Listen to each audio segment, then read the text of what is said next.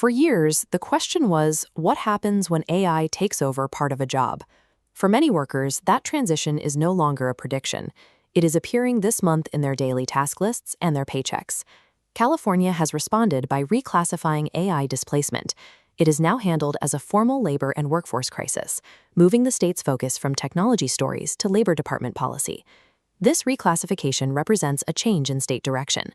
The specific support systems meant to assist these workers are currently in the initial design phase. The state's labor infrastructure is beginning to react to these shifts, while the new tools for individual workers are still being organized. California's unemployment infrastructure centers around the Employment Development Department, or EDD, handling jobless pay, market data, and services. Federal WIOA funding flows through this system into local America's Job Centers for career planning and funds the eligible training provider list of state-vetted classes.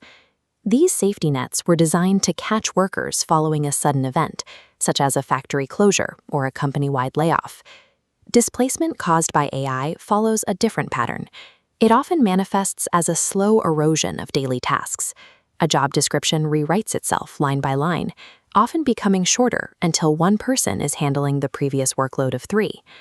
California's legacy labor tools were built to address sudden unemployment.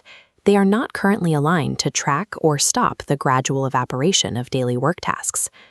Executive Order N-626, signed in May 2026, serves as the state's official legal mandate to stop viewing AI as a vague tech trend and start measuring its impact as concrete workforce damage.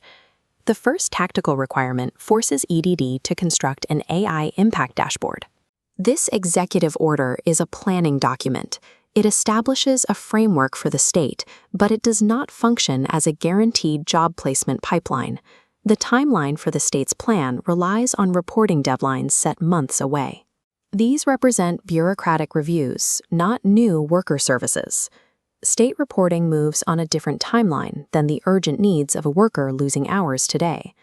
For those currently facing displacement, waiting for the state to finalize its long-term plan carries significant risk. Proactive adaptation is required to manage this transition period. Workers can initiate a manual override by auditing their existing skills, identifying specific AI tools, and monitoring approved training lists. Workers in AI-exposed fields are increasingly finding that retraining is a form of adaptation required for the role, rather than a signal of career failure. The current state effort is a program in progress. It exists under scaffolding as a set of mandates, distinct from a functional job pipeline.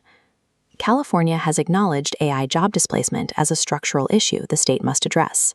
Until the new map is fully drawn, individual workers must navigate the construction zone using their own resources.